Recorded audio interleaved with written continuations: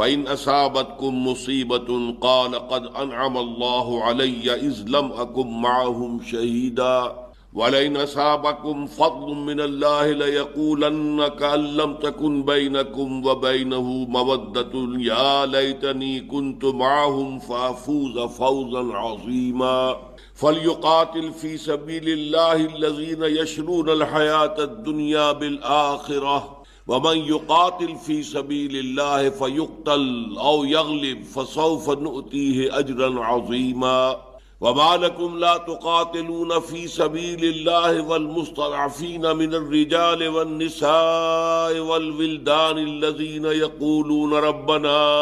أخرجنا من هذه القرية الظالم أهلها واجعل لنا من لدنك وليا واجعل لنا من لدنك نصيرا الذين آمنوا يقاتلون في سبيل الله والذين كفروا يقاتلون في سبيل الطاغوت فقاتلوا أولياء الشيطان إن كيد الشيطان كان ضعيفا صدق الله العظيم رب اشرح لي صدري ويسر لي أمري واحلل عقدة من لساني يفقهوا قولي اللهم ربنا ألهمنا رشدنا وأعذنا من اللهم أرنا الحق حقا وارزقنا اتباعه وأرنا الباطل باطلا اجتنابه آمین یا رب۔ یہ بات سامنے آ چکی ہے کہ قرآن حکیم میں سورتوں کا پہلا جوڑا سورہ بقرہ اور سورہ آل عمران پر اور دوسرا جوڑا سورہ نساء اور سورہ مائدہ۔ سورہ نساء اور سورہ مائدہ دونوں میں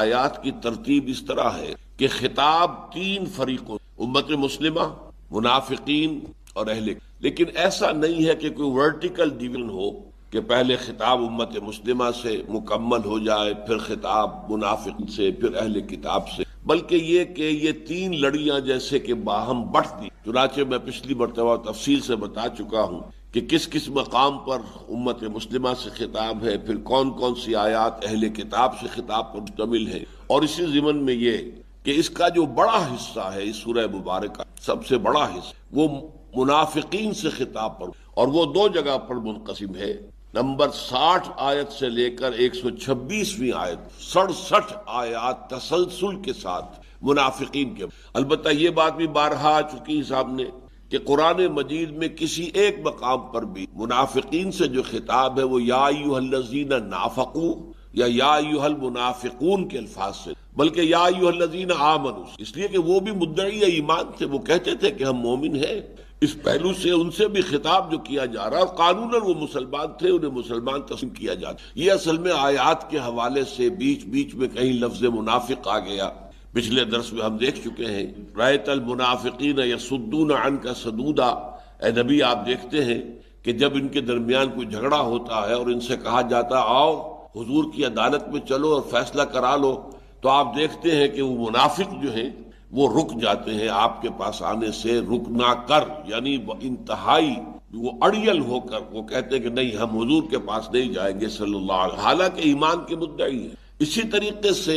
جیسا کہ میں نے عرض کیا تھا کہ یہ تین اہم موضوعات ہیں کہ جو منافقت کے ضمن میں اس سورہ مبارکہ، پہلی بات ہم پڑھ چکے کہ وہ یہ کہتے تھے اللہ کو بھی ہم مانتے ہیں، آخرت کو بھی ہم مانتے ہیں، قرآن کو بھی ہم مانتے ہیں، لیکن یہ کیا ضروری ہے کہ ہر معاملے میں محمد صلی اللہ علیہ وسلم کی پیروی کی جائے اور آپ کا حکم، اطاعت رسول ان پر بہت شاق تھی، اور یہی وہ چیز ہے در حقیقت کے جو نفاق کی اصل جڑ اور بنیاد ہے۔ چنانچہ جب منافقین نے اپنے آپ کو مومن ثابت کرنے کے لیے جب کہا ہے، سورہ منافقون کی جو پہلی آیت ہے، تو وہاں انہوں نے خاص طور پر کہا ہم آپ کو رسول مانتے ہیں، اس لیے کہ وہ چاہتے تھے کہ ان کے ایمان کو تسلیم کیا جائے۔ اذا جاءك المنافقون قالوا نشهد انك لرسول الله والله يعلم انك لرسول والله يشهد ان المنافقين لكاذبون۔ اے نبی جب آپ کے پاس یہ منافق آتے ہیں اور کہتے ہیں کہ ہم گواہی دیتے ہیں اس کی کہ آپ اللہ کے رسول، اور اللہ سے بڑھ کر کون جانتا ہے اس کو کہ آپ اللہ کے رسول، لیکن اللہ گواہی دیتا ہے کہ یہ جھوٹ ہو، ان کے دلوں میں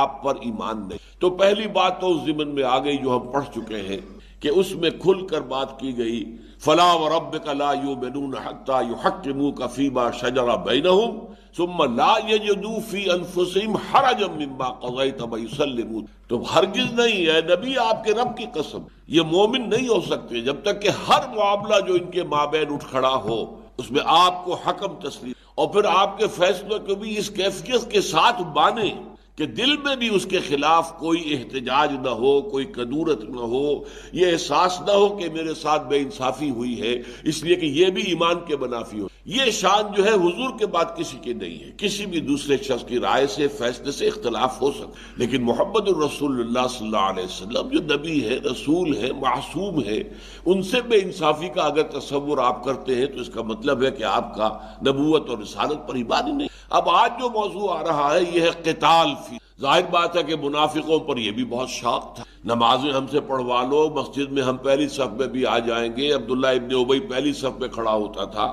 لیکن یہ قتال جو ہے، جان جو قربانی دینا ہے، اس لیے کہ جیسا کہ میں عرض کر چکا ہوں، جو شخص جنگ میں جاتا ہے وہ گویا کہ ایک اعتبار سے اپنی جان کو ہتھیلی پر رکھ کر جاتا ہے، اگر واپس آ جائے تو گویا کہ بونس ہے، یہ تو ایک نئی زندگی ہے، ورنہ یہ کہ جنگ میں جانے کے بعد جو ہے ہر شخص کو اندیشہ ہے کہ قتل ہو سکتا ہے۔ یہ چیز ان پر بہت شاق، لہذا یہ جو آیات ہیں جو میں نے ابھی تلاوت کی ہیں اور آپ نے سماعت فرمائی، یہ قرآن مجید میں قتال فی سبیل اللہ پر جامع ترین مقام، اور یہاں پر خاص طور پر قتال فی سبیل اللہ سے جو گریز تھا منافقین کا، اسے بالکل کھول کر مبرہن کر کے اور صاف کر دیا۔ ایک بات جو اس سے پہلے بہت مرتبہ سامنے آ چکی ہے کہ قرآن مجید کی دو اصطلاحیں جو ہیں ان کے بارے میں ہم سے بڑی غلطی، ایک ہے جہاد فی سبیل اللہ، ایک ہے قتال فی، ان میں نسبت وہی ہے جو خاص اور عام کی ہوتی ہے، جو مسلم اور مومن میں ہے، ہر مومن تو مسلم ہے، ہر مسلم مومن نہیں۔ اسی طرح نبی اور رسول میں ہے، ہر رسول تو نبی ہے، ہر نبی رسول نہیں۔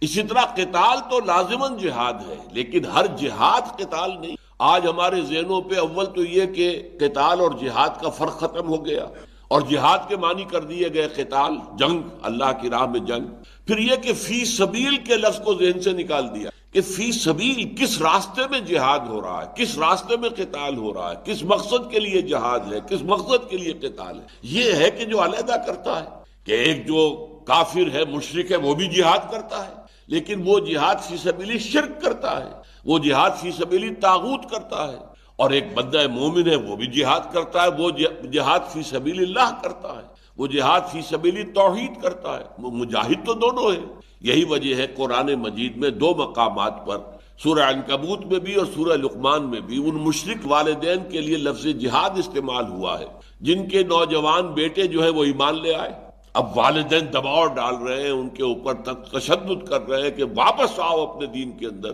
تو ان کے لیے بھی مجاہد کا لفظ استعمال ہوا۔ وَإِن جَاهَدَاكَ عَلَىٰ أَن تُشْرِكَ بِي مَا لَيْسَ لَكَ بِهِ عِلْمٌ یا وَإِن جَاهَدَاكَ لِتُشْرِكَ بِي مَا لَيْسَ لَكَ بِهِ عِلْمٌ فَلَا تُطِعْهُمَا، ان کا کہنا مت مانو، وہ بھی مجاہد تھے۔ آج ہم نے مجاہد کے لفظ کو جو ہے صرف مسلمانوں کے لیے خاص کر، تو یہ ہمارے مغالطے ہیں در حقیقت جو گہرائی میں نہیں جاتے، یہ سب سے نمایاں ہو کر انہی آیات کے اندر یہ بات آ جائے۔ بہرحال اب آغاز ہم کرتے ہیں۔ فرمایا یا ایھا الذین آمنوا خذوا حذرکم، اہل ایمان پکڑو اپنے ہتھیار، فانفروا ثبات او انفروا جمیعا، اور پھر چاہے تو ٹکڑیوں کی شکل میں نکلو اور چاہے جماعت کی شکل میں، ایک فوج کی جنگ دو قسم کی ہو رہی تھی، چھاپہ مار، اور دوسری یہ کہ باقاعدہ فوج کی شکل میں جا کر اور آمنے سامنے ہو کر مقابلہ کرنا۔ جیسا کہ آپ کو بہت مرتبہ میں بیان کر چکا ہوں آپ کے سامنے کہ حضور صلی اللہ علیہ وسلم نے مدینے جانے کے بعد صرف 6 مہینے انتظار کیا ہے، اور اس میں 3 کام آپ نے کیے۔ مسجد نبوی کی تعمیر، وہ ایک مرکز بن گیا، اور مہاجرین اور انصار کے مابین مواخات، تاکہ یہ دو طبقے علیحدہ علیحدہ نہ رہیں، یہ باہم گتھ جائیں، مل جائیں، اور تیسرے یہودیوں کے ساتھ جو میثاق کیا، میثاق مدینہ، کہ pact of joint defence of Medina, کہ ہم مدینے کا آپ جو کریں گے دفاع، وہ مل کر ایک امت کی حیثیت، یہ آپ نے احتیاطی تدابیر کرنے کے بعد چھاپا مار دستے بھیجنے شروع۔ تو گویا کہ غزوہ بدر سے قبل جو ہے یہ صباتن والی بات آ رہی تھی، چھاپے، چھوٹے چھوٹے گروپ جا رہے ہیں، بعض میں حضور نے بھی شرکت کی ہے، 4 غزوات ہیں جن میں حضور بھی شامل ہوئے، لیکن یہ کہ اس کے لیے نہ نفیر عام تھی، نہ اعلان عام تھا، اور نہ ہی کوئی بڑی نفری نکلی ہے، چھوٹی چھوٹی تعداد کے اندر لوگ نکلے ہیں، تاکہ قریش کی جو لائف لائن ہے اسے تھریٹن کر دیا جائے، انہیں معلوم ہو جائے کہ اب یہاں پر تمہارا راستہ روکنے والے موجود ہیں، تمہارے جو تجارتی قافلوں کے راستے ہیں اب وہ اس طرح محفوظ نہیں ہے جیسے پہلے کبھی تھے، یا پولیٹیکل آئسولیشن کہ جہاں حضور گئے وہاں کے قبائل کے ساتھ آپ نے معاہدہ کر لیا، یا تو پہلے وہ قریش کے حلیف تھے اب حضور کے ہو گئے، اور یا یہ کہ وہ نیوٹرل ہو گئے کہ ہم نہ آپ کا ساتھ دیں گے قریش کے خلاف، نہ قریش کا ساتھ دیں گے آپ کے خلاف۔ لیکن ہر دونوں صورتوں میں در حقیقت جو زون آف پولیٹیکل انفلوئنس تھا قریش کا وہ کم ہوتا چلا۔ اب اس کے بعد جنگ بدر سے جو ہے یہ باقاعدہ جنگ جس کو ہم کہتے ہیں وہ دو فوجیں آمنے سامنے تو یہ ہے جمیعہ۔ تو اے مسلمانوں اپنے ہتھیار سنبھالو، اٹھاؤ اور نکلو اللہ کی راہ میں، چاہے چھوٹی چھوٹی ٹکڑیوں کی شکل میں اور چاہے باجماعت اجتماعی صورت۔ اب یہاں منافقت کا ذکر آ رہا ہے، وَإِنَّ مِنْكُمْ لَمَن لَيُبَطِّئَنَّ، اور یقیناً تم میں سے کچھ لوگ ایسے ہیں جو تاخیر کر دے، نکلنے میں دیر کرتے ہیں۔ اچھا چلیں آپ لشکر لے کر چلیں، ہم ابھی آتے ہیں، ذرا یہ کام رہتا ہے وہ کام رہتا ہے، ابھی ہمیں اپنی رسد کا فراہم کرنا ہے، فلاں کرنا ہے، ہم آ رہے ہیں، پیچھے پیچھے آ رہے ہیں آپ، تو وہ تاخیر کرتے ہیں۔ اب جو اصل لشکر آگے گیا ہے اس کے لیے دو ہی صورتیں ہو سکتی، یا تو انہیں اللہ کی طرف سے کوئی آزمائش پیش آ گئی، کوئی عارضی شکست ہو گئی، کوئی نقصان پہنچ گیا، کوئی چرکا لگ گیا، تو فرمایا فَإِنْ أَصَابَتْكُمْ مُصِیبَةٌ، پھر اگر تم پر کوئی مصیبت آ جاتی ہے، قَالَ قَدْ أَنْعَمَ اللَّهُ عَلَيَّ إِذْ لَمْ أَكُنْ مَعَهُمْ شَهِيدًا، تو بڑے مومن صادق طرح سے کہتے ہیں او اللہ کا بڑا انعام ہو گیا مجھ پر اور بڑا فضل ہوا اس کا، یعنی بڑے موحد ہیں، جبکہ میں ان کے ساتھ نہیں تھا، اگر میں بھی ہوتا ہم تو پیچھے رہ گئے، اگر ہم بھی ساتھ ہوتے تو ہمارے اوپر بھی وہی مصیبت آ جاتی۔ تو وہاں وہ کہتے ہیں قال قد انعم اللہ علیہ اذ لم اکن معہم شہیدا، جب میں ان کے ساتھ موجود نہیں تھا تو یقیناً اللہ نے مجھ پر بڑا فضل کیا، بڑا کرم کیا، اس کی نظر عنایت ہے مجھ۔ وَإِنْ أَصَابَكُمْ فَضْلٌ مِّنَ اللَّهِ، اور اگر تمہیں مل جائے کوئی اللہ کا فضل، اللہ فتح دے دے، مال غنیمت ہاتھ آ جائے، لَيَقُولَنَّ، تو پھر وہ لازماً کہے گا کأن لم تکن بینکم و بینہ مودۃ،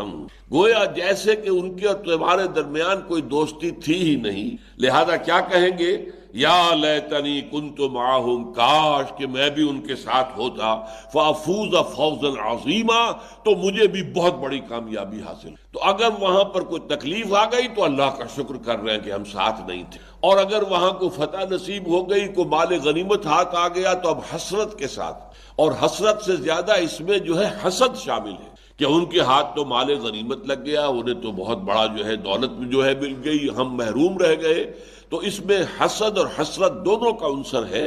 اور اسی لیے کہا کأن لم تکن بینکم و بینہ مودۃ، اگر تو دوستی ہوتی اہل ایمان سے تو خوش ہوتے کہ ہمارے بھائیوں کو، ہمارے ساتھیوں کو فتح نصیب ہوئی ہے، ہمارے بھائیوں کو، ہمارے ساتھیوں کو کوئی مال غنیمت ملا ہے، اللہ نے انہیں جو ہے اپنی طرف سے یہ نعمت عطا کی ہے۔ اگر وہ ہوتے اہل ایمان تو اہل ایمان کی کامیابی پر خوش ہوتے، لیکن چونکہ ان کے اور ان کے اہل ایمان کے اور ان کے درمیان کوئی مودت نہیں ہے، کوئی دوستی نہیں ہے، بلکہ ان کے اندر تو ہڈن دشمنی ہے، چھپی ہوئی عداوت ہے، لہذا اس موقع پر وہ کہتے ہیں یا لیتنی کنت معہم فافوز فوزا عظیما، کاش کہ میں بھی ان کے ساتھ ہوتا تو میں بھی بڑی کامیابی حاصل۔ اب یہ آیت آ رہی فَلْيُقَاتِلْ فِي سَبِيلِ اللَّهِ الَّذِينَ يَشْرُونَ الْحَيَاةَ الدُّنْيَا بِالْآخِرَةِ، یہ فعل امر ہے، لازماً قتال کرے اللہ کی راہ میں۔ اب یہاں پہ قتال بحث نہیں ہے، فی سبیل اللہ، اللہ کے راستے میں، اللہ کے کاز کے لیے، فار دی کاز آف اللہ، اور وہ کاز کیا ہے؟ اللہ کے دین کا غلبہ، لِتَكُونَ كَلِمَةُ اللَّهِ الْعُلْيَا، اللہ کی بات سب سے اونچی ہو جائے، لِيُظْهِرَهُ عَلَى الدِّينِ كُلِّهِ، دین حق کو تمام نظام زندگی کے اوپر غالب کر دیا جائے، یہ سبیل اللہ ہے، اللہ کا دین پھیلے اور اللہ کا دین قائم ہو جائے، اللہ کا دین غالب ہو جائے، یہ اللہ کے لیے جہاد ہے۔ فَلْيُقَاتِلْ، اب قتال کرو۔ اب دیکھیے جب یہاں لفظ قتال کا آ رہا ہے تو کس قدر کثرت کے ساتھ لفظ قتال اب دہرایا جائے گا۔ ہم نے بڑی غلطی کی ہے اور اس کو لفظ کو عام کر دیا جہاد کو، جہاد جہاں بھی ہے اس کے معنی قتال ہے، معاذ اللہ۔ قتال کا لفظ اپنی جگہ مستقل اصطلاح ہے، البتہ بعض مواقع پر قتال کی جگہ جہاد آ جاتا ہے، اس لیے کہ جہاد تو لازماً، قتال تو لازماً جہاد ہے، لیکن ہر جگہ آپ جہاد کے معنی اگر کریں گے قتال تو بہت بڑے مغالطے میں مبتلا ہو جائے۔ فَلْيُقَاتِلْ فِي سَبِيلِ اللَّهِ الَّذِينَ يَشْرُونَ الْحَيَاةَ الدُّنْيَا بِالْآخِرَةِ، تو وہ لوگ کہ جنہوں نے حیات دنیاوی کو فروخت کر دیا ہے آخرت کے عوض، یہ ہے اصل مومن، مومن کون ہے؟ جو دنیا کی زندگی کو بیچ دیتا ہے آخرت کے، یہی تو ہے۔ اس لیے کہ اللہ تعالیٰ یہاں یشرون آیا ہے، یشرون کے معنی بیچ دینا، اشترا کہتے ہیں خریدنے کو، شرا یشری بیچ دینا، باب افتعال میں آئے گا اشترا، تو اشترا کے معنی ہے خریدنا۔ چنانچہ سورہ توبہ میں جو آیت آئی ہے ان اللہ اشترا من المؤمنین انفسهم واموالهم بان لهم الجنہ، اللہ تعالیٰ نے اہل ایمان سے ان کی جانیں اور مال خرید لیے ہیں جنت کے عوض۔ جنت قیمت ہے جو دی جائے گی آخرت، جان اور مال یہاں خرچ کرنا ہوگا اللہ کی۔ تو یہ ہے شرع یشری بیچ دینا اور اشترا یشتری خرید لے۔ تو جو لوگ بھی واقعتاً اپنی حیات دنیاوی کو بیچ چکے ہوں آخرت کے عوض، یعنی ان کے ہاں ترجیح آخرت فیصلہ کن طور پر ہو چکی، وہ ایثار کر چکے ہوں کہ ہم دنیا کو چھوڑ دیں گے، آخرت قبول، جان جب چاہے چلی جائے، مال جتنا ہو نکل جائے، کوئی پرواہ نہیں، اس لیے کہ ہم نے تو آخرت کو قبول کر لیا ہے، آخرت کو پسند کر۔ تو جو شخص اس پیمانے پر پورا اترے، الذین یشرون الحیات الدنیا بالآخرہ، اس کے لیے تو لازم ہے اللہ کی راہ میں جہاد کرے۔ وہ کیسے پیچھے رہ سکتا ہے؟ اسے تو آگے آگے جانا چاہیے شوق کے اندر، کہ جتنا جلد ممکن ہو میں جام شہادت نوش کروں اور وہ مجھے مرتبہ حاصل ہو جائے کہ وَلَا تَقُولُوا لِمَنْ يُقْتَلُ فِي سَبِيلِ اللَّهِ أَمْوَاتٌ بَلْ أَحْيَاءٌ وَلَكِنْ لَا تَشْعُرُونَ۔ اس لیے کہ شہداء کے لیے جو بھی اللہ کی راہ میں قتل ہو جائیں، ان کے لیے تو یوم الحساب کا انتظار بھی نہیں ہے، براہ راست اسی وقت جنت میں داخلہ ہو جاتا۔ قِيلَ ادْخُلِ الْجَنَّةَ قال یا لیت قومی یعلمون بما غفر لی ربی وجعلنی مکرمین۔ جب وہ صاحب ایمان جو ہے سورہ یاسین میں جو قصہ آیا ہے، واقعہ آیا ہے، بیان ہوا ہے، جب اس مومن کو قتل کر دیا گیا، اس نے فوراً کہا یہاں سے جان نکلی اور سیدھی جنت میں، تو کاش کہ میری قوم کو معلوم ہوتا کہ میرے پروردگار نے کس طرح میرے گناہ معاف کر دیے اور میرا جو کتنا اکرام ہو رہا ہے، میری بیوی رو رہی ہوگی، میرے بچے رو رہے ہوں گے کہ ہمارا جو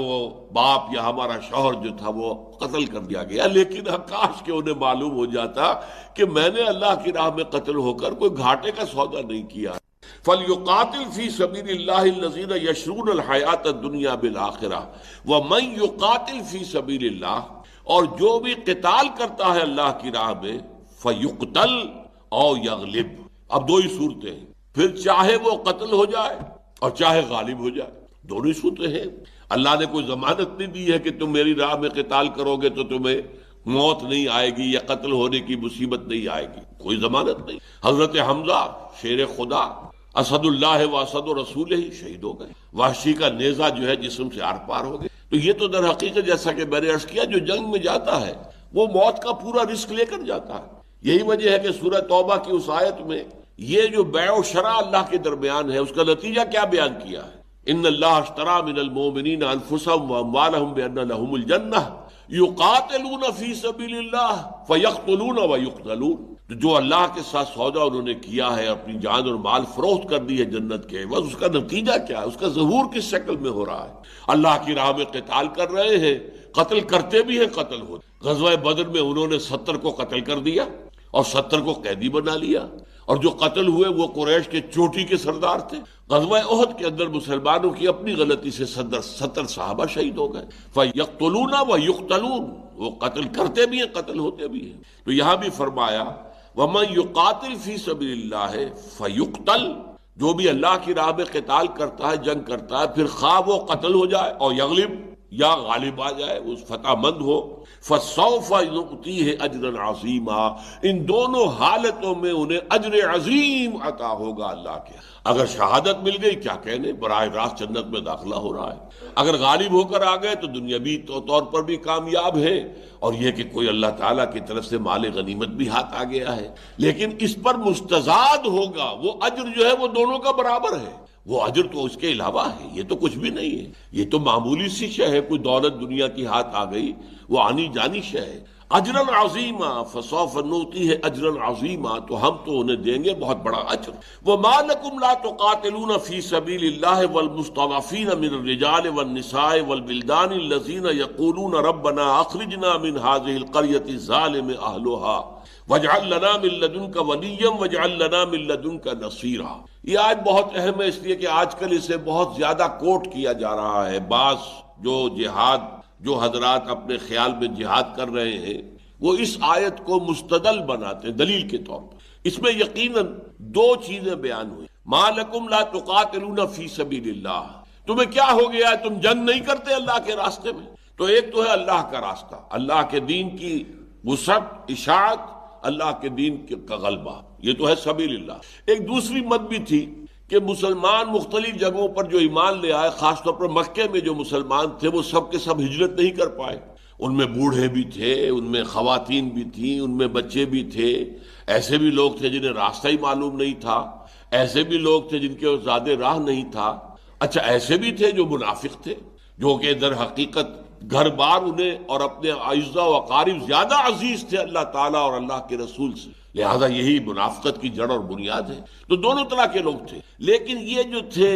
کمزور لوگ، ضعیف لوگ، ضعفاء، ان میں بیمار بھی ہو سکتے ہیں، بوڑھے ہو سکتے ہیں، عورتیں ہو سکتی ہیں، ان کی راہ میں جہاد اور قتال، یعنی انہیں وہاں سے لبریٹ کرنا، انہیں آزادی دلانا، ان کے اوپر جو ظلم اور تشدد ہو رہا ہے اسے ختم کرنا. تو یہ دو رخ ہو گئے قتال کے. ایک قتال فی سبیل اللہ ہے، وہ تو اللہ کی راہ میں ہو رہا ہے، اللہ کے دین کے غلبے کے لیے ہو رہا ہے. اور دوسرا قتال کا جو ایک ضمنی حصہ ہے وہ یہ بھی ہے کہ مکے کو فتح کیا جائے، اور مکے میں جو مسلمان ہیں، ضعفاء ہیں، مرضى ہیں، بیمار ہیں، جو خواتین ہیں، جو بچے ہیں، والمستضعفین من الرجال والنساء والبلدان، مستضعف کہتے ہیں جنہیں دبا لیا گیا، جن مردوں کو، عورتوں کو اور بچوں کو دبا لیا گیا ہے. اب ظاہر بات ہے کہ ان کے اوپر تشدد ہو رہا تھا، انہیں دبایا جا رہا تھا، مکے کے اندر جو ہے انہیں ایذائیں دی جا رہی تھی، تکلیفیں پہنچائی جا رہی. تو ان کے لیے، ان کی مدد کے لیے، ان کو آزاد کرانے کے لیے، انہیں اس تشدد اور جبر سے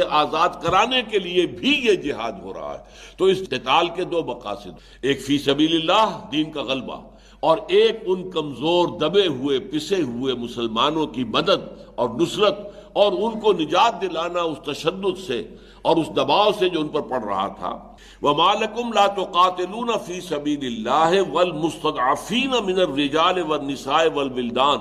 الَّذِينَ يَقُولُونَ، جو کہ دعائیں کر رہے ہیں، اللہ سے پکار کر رہے ہیں، اللہ سے استغاثہ کر رہے ہیں، اللہ سے فریاد کر رہے ہیں، ربنا اخرجنا من هذه القرية الظالم اهلها، اے اللہ ہمیں کسی راستہ دے کہ ہم یہاں سے نکل جائیں، ہمیں نکالنے کا راستہ دے دے، ہمیں یہاں سے نکلنے کا راستہ دے دے، کوئی شکل پیدا کر دے کہ ہم اس قریے سے، اس بستی سے، یہ کون سا قریہ ہے؟ مکہ، ام القریٰ، هذه القرية، اس بستی سے ہمیں نکال کسی طریقے سے کہ جس کے رہنے والے جو ہیں بہت ظالم ہیں، ظالم اہلها، واجعل لنا من لدنک ولیا، اور ہمارے لیے خاص اپنے پاس سے، اپنے فضل سے مددگار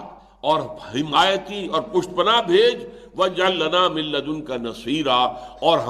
ہمارے لیے اپنے پاس سے، خاص اپنے فضل سے ہمارے لیے مددگار بھی. تو یہ آیت مبارکہ جو ہے اس کو سمجھنا چاہیے کہ یہ کن سے کہا جا رہا ہے. ظاہر بات ہے کہ یہ کہا جا رہا ہے مدینے میں جو مسلمان ہیں، اور روئے سخن اصل میں کن کی طرف ہے؟ جو قتال سے جو بچنا چاہتے ہیں، پہلو ہی کرنا چاہتے ہیں. لیکن یاد بات ہے کہ مدینے کے دوسرے اہل ایمان بھی اگر مخاطب ہیں تو یہ وہ لوگ ہیں کہ جو اسلامی حکومت میں رہ رہے ہیں، وہاں اسلامی حکومت قائم ہو چکی، وہاں اللہ کے احکام نافذ ہیں. اب اگر کسی ملک کے اندر اللہ کا دین تو غالب نہیں ہے، اللہ کے دین کی بجائے کسی اور دین کے اوپر نظام چل رہا ہے، حاکمیت خدابندی کی بجائے حاکمیت عوام کی بنیاد کے اوپر جو ہے حکومتیں قائم ہو رہی ہیں، قوانین بن رہے ہیں، سود اور جوئے کے اوپر پورا نظام معیشت جو ہے وہ استوار ہے، نہ ہی قائلی قوانین اسلام کے نہیں ہیں، اس کے اندر بھی قطر بہوت کر دی گئی ہے. وہاں کے لوگ بجائے اس کے کہ اپنے ملک کے اندر اللہ کے دین کو غالب کرنے کے لیے جد و جہد کریں، اب کہیں باہر جا کر، تیسرے تواڑے جا کر اگر وہ کہتے ہیں اور اس آیت کو دلیل بناتے ہیں کہ ہم وہاں جا کر جہاد کر رہے ہیں جن مسلمانوں پر ظلم ہو رہا ہے، تو در حقیقت وہ اس کا جو خطاب کا رخ ہے اسے نہیں پہچان رہے. انہوں نے اپنے ہاں دین قائم کر دیا ہے، ان کے ہاں فیصلے شریعت کے مطابق ہو رہے ہیں. اب یہ اضافی کام ہے. جب تمہارے ہاں اللہ کا دین قائم ہو چکا، جب تمام فیصلے جو ہیں اللہ کی شریعت کے مطابق ہو رہے ہیں، تو اب ٹھیک ہے، اب تمہیں باہر نکلنا ہے، لیکن باہر نکلنے سے پہلے اپنے گھر کو تو درست کرو اگر درست نہیں ہے. تو یہ آیت جو ہے اس کا محل اور مقام، اس کا پس منظر، اس میں اصل خطاب کن کی طرف ہے؟ ورنہ ظاہر بات ہے کہ مکے کے اندر ظلم ہو رہا تھا. کیا حضور نے اس وقت مسلمانوں کو اجازت دی کہ جاؤ ابو جہل کا ہاتھ روک لو، بلکہ کاٹ دو اس کا ہاتھ؟ جس حادثے کے وہ حضرت سمیہ اور حضرت یاسر رضی اللہ تعالیٰ عنہما پر تشدد کر رہا، کاٹ ڈالو اس کا ہاتھ، نہیں، حالانکہ اس سے بڑا ظلم تو کسی پر ہوا ہی نہیں۔ حضرت سمیہ اور حضرت یاسر سے بڑھ کر تو ظلم کسی پر بھی نہیں، اور انہوں نے بالآخر ٹارچر کر کے شہید کر دیا گیا، لیکن ان کی مدد کے لیے تو حضور نے حکم نہیں دیا، حالانکہ کم سے کم 40 صحابہ موجود، اور زیادہ یہی ہوتا نا کہ اس کے بعد چند جو ہے صحابہ کو قتل کر دیا جاتا، انتقام کے اندر یہی ہوتا نا، لیکن یہ ہے کہ 70 صحابہ تو جو ہے احد کے اندر بھی شہید ہو گئے، تو شہادت سے بچنے والی بات نہیں تھی، بلکہ یہ تھا کہ پہلے اسلامی حکومت قائم ہو، اس کے بعد قتال جو ہے اس کی سرحدوں سے باہر نکل۔ میں یہاں چاہتا ہوں کہ ذرا وضاحت سے بیان کروں۔ دیکھیے، قتال فی سبیل اللہ کی صرف 3 صورتیں ممکن، قتال فی سبیل اللہ 3 صورت۔ نمبر 1، اسلامی حکومت، خلافت کا نظام قائم ہے، اب وہ خلافت کو ایکسپورٹ کرنے کے لیے دوسرے ملکوں میں قائم کرنے کے لیے بھی جنگ کر رہے ہیں۔ جیسے کہ ہم یہ کہہ سکتے ہیں کہ سلطنت روما کے ساتھ جو ٹکراؤ ہوا، اس کا تو ایک فوری سبب بھی بن گیا تھا کہ شاہ غسان جو باج گزار تھا سلطنت روما کا، اس کے پاس جو حضور کا ایلچی پہنچا تھا خط لے کر، اس نے ایلچی کو رضی اللہ تعالیٰ عنہ شہید کر دیا۔ اب سفیر کا قتل جو ہے وہ اعلان جنگ ہوتا ہے، لہذا ان کی طرف سے تو ہم کہہ سکتے ہیں کہ مسلمانوں نے اگر ان پر حملہ کیا ہے اور سلطنت روما سے ٹکراؤ مول لیا ہے تو اس کا ایک سبب جو ہے فوری طور پر سبب بھی موجود تھا۔ ایران پر تو کوئی سبب نہیں تھا، کس لیے ایران پر حملہ کیا؟ ان کی طرف سے کوئی اقدام نہیں ہوا، زیادہ سے زیادہ اس نے یہ کیا تھا کہ حضور کا نامہ مبارک چاک کر دیا تھا بس، جس پر حضور نے فرمایا کہ اس نے میرا خط نہیں پھاڑا، اس نے اپنی سلطنت کو چاک کر دیا، اس کے ٹکڑے کر دیا۔ اور اس نے تو بلکہ کہا، وہ جو سفیر آئے تھے، کہ ان کے سر پر جو ہے یہاں مٹی کا ایک ٹوکری رکھ دو، تو وہ جو سفیر خوش ہوئے کہ انہوں نے گویا کہ اپنی زمین ہمیں دے دی ہے، اگر مٹی جو ہے وہ میرے سر پر رکھ دی گئی ہے تو گویا کہ زمین اپنی انہوں نے ہمیں دے دی۔ انہوں نے اس کو جو ہے ایک اچھے شگون کے اوپر معمول کی۔ یہی وجہ ہے کہ جب رستم سپہ سالار افواج ایران نے، جب صحابہ کا ایک وفد گیا، اس نے بلایا کہ آؤ مجھ سے بات کرو، کہا تم ہم پر کیوں چڑھ دوڑے ہو؟ پہلے بھی تم آیا کرتے تھے، قتل و غارت کرتے تھے، لوٹ مار کرتے تھے، چلے جاتے تھے۔ یہ دنیا میں ہمیشہ ہوا کہ ایک سیٹلڈ سویلائزیشن ہے جہاں لوگ آباد ہیں، اور آبادی کا مطلب اس وقت کیا تھا؟ ایگریکلچر ہو رہا ہے، اپنے کھیت ہیں اس کے اندر جو ہے وہ بو رہے ہیں، یا اپنے آبادیوں کے اندر کرگے لگا رکھے ہیں، وہ کپڑا بن رہے ہیں اور رہ رہے ہیں آرام سے۔ لیکن آس پاس اگر کوئی سطح مرتفع کا علاقہ ہے جو بنجر ہوتا ہے، یا کوئی صحرا ہے لقودق جو بنجر ہے، وہاں کے رہنے والے، ان کے لیے معاش کا راستہ کیا تھا؟ وہ آتے تھے، غارت گری کرتے تھے، لوٹ مار کرتے تھے اور بھاگ جاتے تھے۔ تو وہاں تو ہٹ اینڈ رن والا معاملہ ہوتا تھا۔ تم پہلے بھی آیا کرتے تھے، تمہارا صحرا بنجر، وہاں کچھ پیدا نہیں ہوتا، تم آیا کرتے تھے اور ہمارے اوپر غارت گری کر کے اور ہمیں لوٹ مار کر کے چلے جا۔ اس دفعہ تم واپس نہیں جا رہے، کیا وجہ؟ تم ہمارا پیچھا نہیں چھوڑ رہے، وجہ کیا ہے؟ پھر یہ کہ ہمارے تمہارے درمیان جھگڑا بھی نہیں ہے، کوئی اگر سرحدی ہی تنازع ہو تب بھی تم کہہ سکتے ہو کہ ہم تو اس کو طے کرنے کے لیے آئے، جیسے کہ چین اور بھارت کے درمیان 1962 میں جنگ ہوئی تھی، سرحدی تنازع تھا، تو جواب کیا دیا گیا؟ آج ہم خود نہیں آئے، ہمیں بھیجا گیا، انا قد ارسلنا، ہمیں بھیجا گیا۔ اللہ نے بھیجا محمد کو صلی اللہ علیہ وسلم، وفداہ آباؤنا و امہاتنا، اور محمد صلی اللہ علیہ وسلم نے بھیجا ہے ہمیں، کس لیے بھیجا ہے؟ لنخرج الناس من ظلمات الجہالت الی نور الایمان، ہم لوگوں کو نکالیں جہالت کی تاریکیوں سے، یہ شرک اور الحاد، اس کی تاریکیوں سے نکالیں ایمان کے نور کی طرف۔ ومن جور الملوک الی عدل الاسلام، اور بادشاہوں کے ظلم و ستم سے، تشدد سے ہم انہیں چھڑائیں، نجات دلائیں اور عدل اسلام کے ساتھ روشناس کریں۔ یہ ہمارا مشن ہے، we are on a mission. یہی بات سورہ توبہ، جس میں کہ آخری احکام دیے گئے قتال کے، شروع کی 6 آیات میں مشرکین عرب کے خلاف قتال کا حکم آ گیا۔ 4 مہینے کی مہلت ہے، سارے معاہدے ختم، اور اس کے بعد اگر ایمان کوئی نہیں لائے گا قتل کر دیا۔ وہ تو نوبت آئی نہیں، سب لوگ یا ایمان لے آئے اور یا پھر وہ عرب چھوڑ کر چلے گئے، بہت محدود چند تعداد کے۔ دوسرا قتال کا حکم کس سے تھا؟ کہ یہ یہودی اور نصارہ بھی، ان سے بھی جنگ کرو، یہاں تک کہ وہ چھوٹے ہو کر رہیں، جزیہ دیں، اسلام کی بالادستی قبول کر۔ تو ٹھیک ہے، وہ یہودی رہے، نصرانی رہے، مجوسی رہے، کچھ بھی رہے، وہ مذہب کے طور پر ہم ان کے مذاہب کو ریکگنائز کر لیں گے، لیکن دین اللہ کا۔ تو یہ دوسری شکل تھی۔ تیسری شکل سورہ توبہ ہی میں آئی ہے، من الذین یلونکم من الکفار، اے مسلمانوں جنگ کرو، تمہارے پڑوس میں جو کافر آباد ہیں یلونکم من الکفار، ان سے جنگ کرو، کیونکہ تمہیں اللہ کے دین کا جھنڈا لہرانا پورے سطح عرضی کے اوپر، لہذا جنگ کرو۔ تو ایک جنگ یہ تھی جو تیسرے درجے میں آئی ہے سورہ توبہ کے، اور وہ کیا ہے کہ اسلامی نظام کو قائم کرنے کے لیے خلافت راشدہ کی توسیع کے لیے جنگ کی۔ اب یہ کہ کون کر رہا ہے؟ جہاں خلافت قائم ہے، امیر المومنین کی ہدایت کے تحت، ان کی نگرانی میں، ان کے حکم سے جب وہ قتال ہو رہا ہے، اور اسلام کی توسیع اور دارالخلافہ جو ہے خلافت کا علاقہ، اس کو وسیع کرنا ہے، تو یہ ہے قتال فی سبیل اللہ کی چوٹی کی صورت۔ قتال فی سبیل اللہ کی دوسری صورت کیا ہے؟ اگر خلافت کا نظام کسی ملک کے قائم ہے اور اس کے اوپر حملہ ہوتا ہے، اس کا دفاع بھی قتال فی سبیل اللہ۔ اور تیسری شکل کیا ہے؟ کسی ملک میں اہل ایمان اس ملک کے اندر اسلام کے دین کو غالب کرنے کی جد و جہد کر رہے ہیں، انہوں نے دعوت دی، دعوت کا حق ادا کر، جو آئے انہیں جمع کیا، انہیں منظم کیا، ایک مضبوط جماعت کی، ان کی تربیت کی، ان کے دلوں کے اندر اخلاص پیدا کیا کہ اپنی ذاتی غرض کوئی باقی نہیں رہی، بلکہ صرف اعلاء کلمت اللہ جو ہے ان کا مقصود، دین حق کا غلبہ مقصود۔ اب یہ جماعت جو ہے کیا کرے گی؟ ظاہر بات ہے اس زمانے میں کوئی آلٹرنیٹو نہیں تھا کہ وہ اس ملک کے اندر جو کافرانہ حکومت ہے اس کے خلاف قتال کرے، جنگ کرے، ورنہ کون اپنی جڑ چھوڑتا ہے؟ کوئی چھوٹا سا پودا بھی جڑ چھوڑنے کو تیار نہیں ہوتا، بڑی مشکل سے کھینچتے۔ تو جو نظام کفر کا اور شرک کا وہ بڑے ایک تناور درخت کی طرح زمین میں موجود ہو، گڑا ہوا ہو، اسے آپ کیسے ہٹائیں گے؟ جنگ کرنی پڑے گی۔ اب یہاں دو امکانات ہیں، ایک امکان تو یہ ہے کہ وہاں جو حاکم ہو وہ کافر ہو، کھلم کھلا کافر، تو ان کے خلاف تو جنگ میں کوئی مذائقہ ہے ہی نہیں، اس لیے کہ وہ کافر ہیں، ان کے خلاف جنگ کرنی ہے، اور یہ خالص قتال فی سبیل اللہ ہوگا۔ یا دوسری شکل یہ ہو سکتی ہے کہ ہیں تو مسلمان، فاسق ہیں، فاجر ہیں، اور شریعت الہی کے بجائے دوسرے قوانین کے مطابق فیصلہ کر رہے ہیں، مانوی طور پر کافر ہیں، اس لیے کہ قرآن کا فتویٰ ہے وَمَن لَّمْ يَحْكُم بِمَا أَنزَلَ اللَّهُ فَأُولَٰئِكَ هُمُ الْكَافِرُونَ،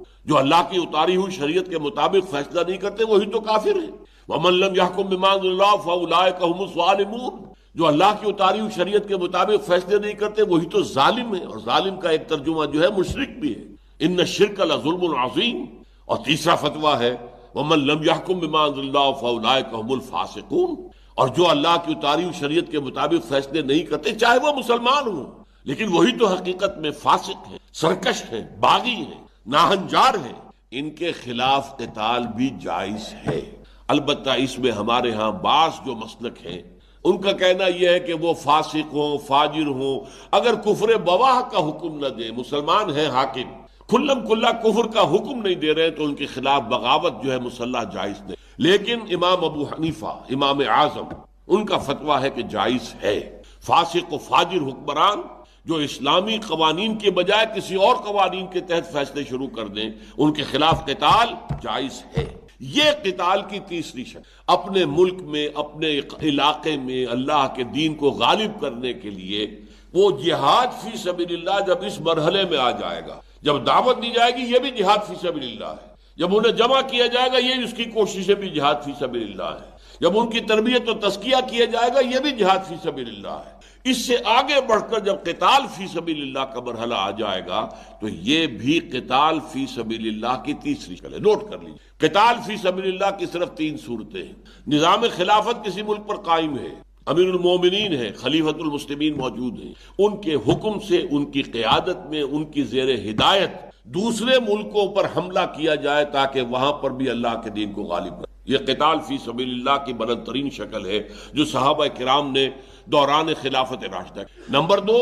اگر اس نظام خلافت والے ملک پر کوئی کافر حکومت حملہ کرتی ہے تو یہ دفاع بھی خالص قتال فی سبیل۔ نمبر تین، اپنے ملک میں، اپنے علاقے میں اگر یہ جہاد فی سبیل اللہ جو ہے، دعوت اللہ اور پھر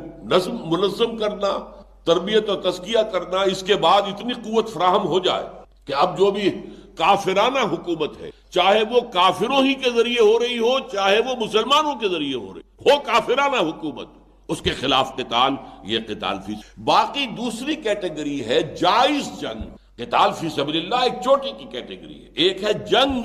جو جائز ہے۔ کوئی مسلمان ملک ہے، چاہے وہاں اسلام نافذ نہیں ہے، اس پر حملہ اگر ہو رہا ہے تو اس کا دفاع جو ہے یہ بھی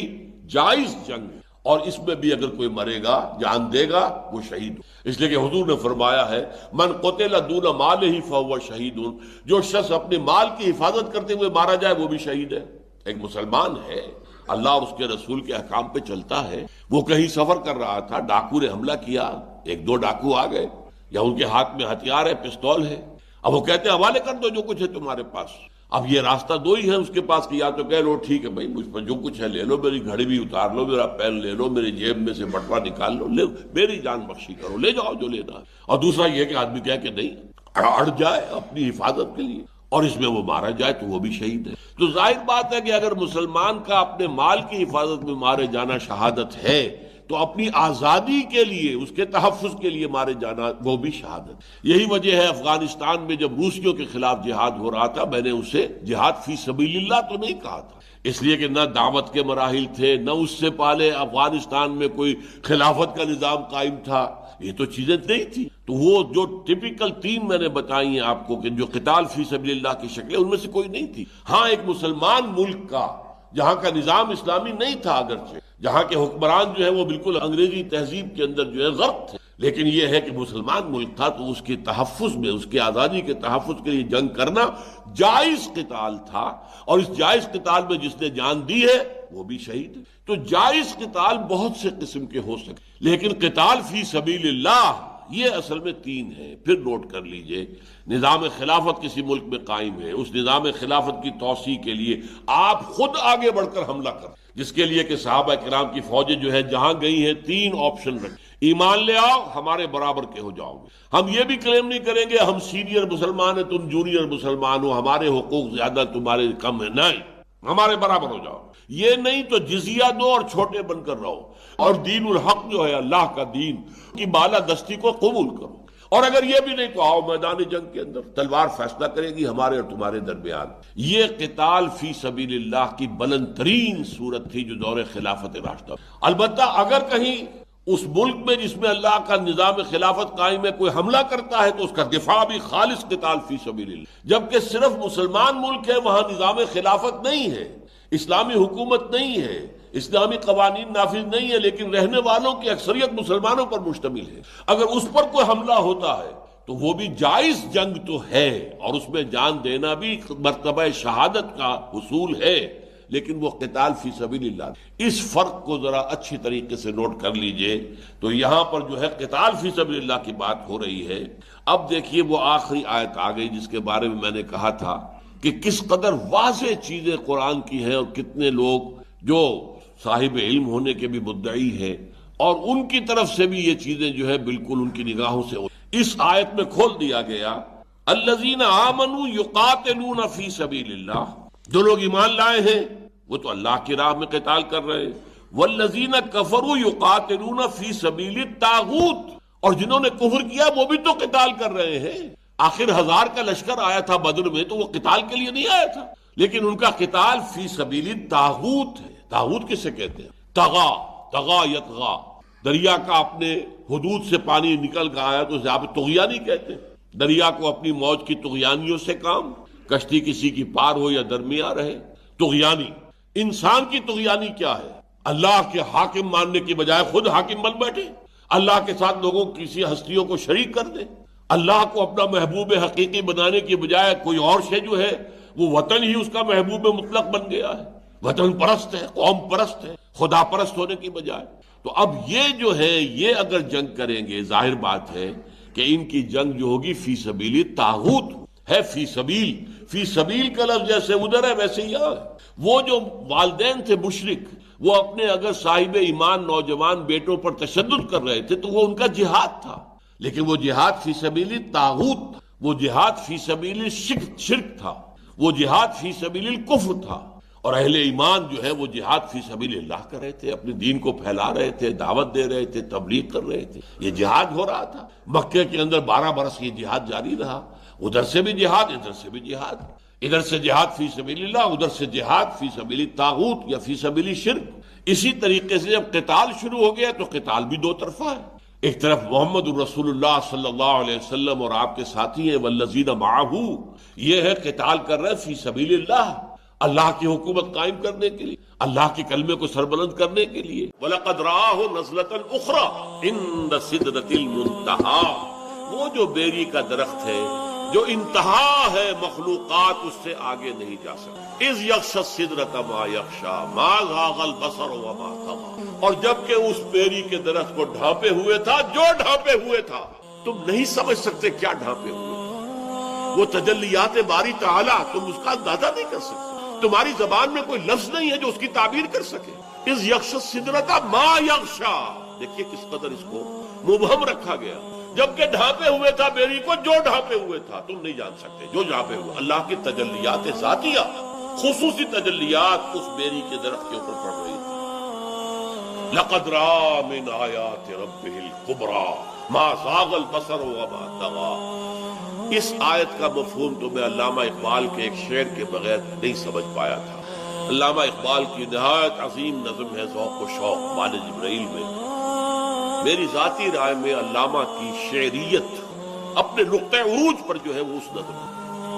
اور اس کے آخر میں ایک شعر ہے، ایک تو شعر بڑا عجیب ہے، تیری نظر میں ہے تمام میرے گزشتہ روز و شب، مجھ کو خبر نہ تھی کہ ہے علم نخیل بے رطب۔ اے اللہ تیری نگاہ میں ہے میری پوری زندگی، میں نے علم حاصل کیا، فلسفہ پڑھا، یا مشرق کا مغرب کا، لیکن مجھے معلوم نہیں تھا کہ یہ علم جو ہے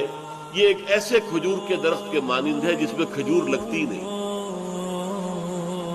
نخیل بے رطب۔ مجھے تو اس علم سے کچھ حاصل نہیں ہوا، مجھے یقین حاصل نہیں ہوا، مجھے تیری معرفت حاصل نہیں۔ خلت کی گتھیاں سلجھا چکا میں، میرے مولا مجھے صاحب جنوں کر۔ اے اللہ بن عقلی گتھیوں کو تو جو بھی تھا میں سلجھا چکا، اب مجھے میرے اندر جنون پیدا کر دے، عشق پیدا کر دے، عشق کی دیوانگی پیدا۔ پھر جو شعر آتا ہے،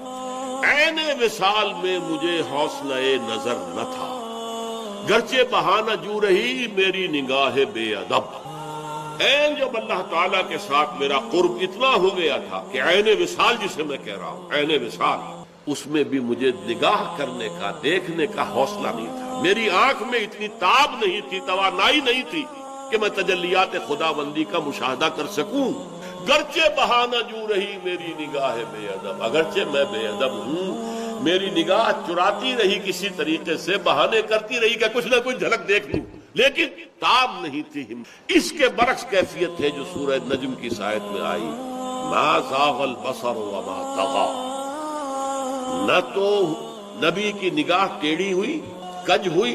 یعنی جب آپ کے سامنے فرض کیجئے کہ ایک دم بہت بڑی روشنی کر دی جائے تو آپ نگاہ ہٹائیں گے کیونکہ اس روشنی کی آپ تاب نہیں لا پا رہے۔ نہیں، نبی نے دیکھا ہے، نگاہ جما کر دیکھا ہے، اس کے اندر یہ تاب تھی، یہ توانائی تھی، یہ صلاحیت تھی۔ ما زاغ البصر، ان کی نگاہ کج نہیں ہوئی، ٹیڑھی نہیں ہوئی، چندھیائی نہیں۔ ما زاغ البصر وما طغى، وہ حد سے آگے بڑھی بھی نہیں، ادب کے اندر رہی، حد ادب سے تجاوز نہیں کی۔ اب یہ دیکھیے دونوں کیفیات اس کے برعکس ہیں۔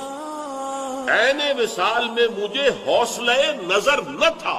گرچہ بہانہ جو رہی میری نگاہ بے ادب، میں تو بے ادب ہوں، کوشش تو میں کرتا رہا کہ کوئی جھلک دیکھ لوں، لیکن میرے اندر اس کی توانائی تھی ہی نہیں۔ لیکن یہاں یہ ہے کہ محمد نے مشاہدہ کیا ہے ان تمام جو بھی تجلیات ربانیہ ہو رہی تھی اس بیری کے درخت پر۔ لقد رأى من آیات ربی کبرا، اس نے اپنے رب کی عظیم ترین آیات کا، کبرا اکبر کا مؤنث ہے، عظیم ترین آیات کا مشاہدہ کیا ہے۔ یہ محمد رسول اللہ کی نوید ہے، وہو صادق المصدوق، وہ سچے ہیں، ان کی صداقت پر خود اللہ گواہ ہے، لہذا وہ دور آ کر رہے گا، اس میں کسی بھی بندے مومن کے لیے کسی شک و شبے کی کوئی گنجائش نہیں۔ اگلی حدیث اگلی سنیے، اب جب یہ دور آئے گا تو عالمی ہوگا، جیو ورلڈ آرڈر نہیں ہوگا،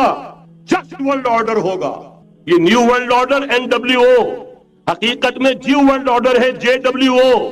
لیکن اسی کو بدلنا ہے جسٹ ورلڈ آرڈر آف اسلام، اور وہ گلوبل ہوگا۔ دو حدیثوں کا تذکرہ کر دوں۔ حضرت ثوبان حضور کے ایک آزاد شدہ غلام تھے، وہ روایت کرتے ہیں، مسلم شریف کی روایت ہے، یہ صحیحین میں فرماتے ہیں کہ حضور نے ارشاد فرمایا، ان اللہ زوالی الارض فرائیت مشارقها ومغاربها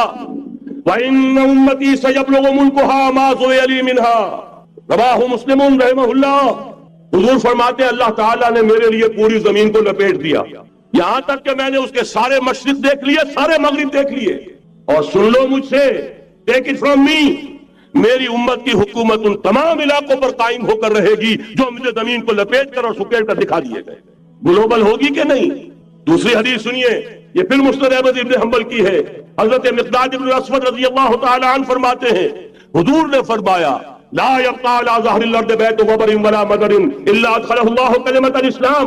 بعز عزيز وذل ذليل اما يعزهم الله فيجعلهم من اهلها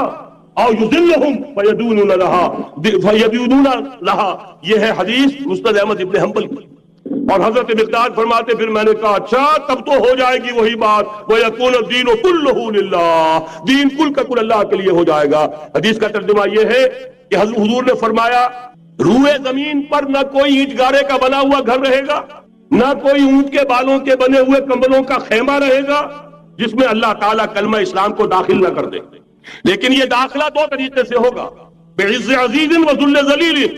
یا صاحب عزت کے اعزاز کے ساتھ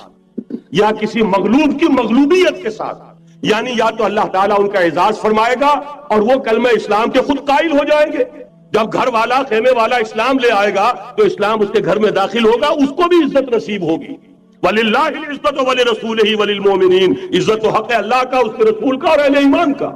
اور اگر وہ اسلام قبول نہیں کرے گا تو یؤتُ الْجِزْیَةَ عَنْ یَدٍ وَهُمْ صَاغِرُونَ، چھوٹے ہو کر رہنا پڑے گا، جزیہ دینا ہوگا، اسلام کی بالادستی قبول کرنی ہوگی۔ بتائیے اس کے بعد بھی کوئی شک ہے؟ یہ ہے آسمانی نقشہ۔ یہ اللہ فرما رہے وَاللَّهُ مُتِمُّ نُورِهِ وَيَأْبَى اللَّهُ إِلَّا يُتِمَّ نُورَهُ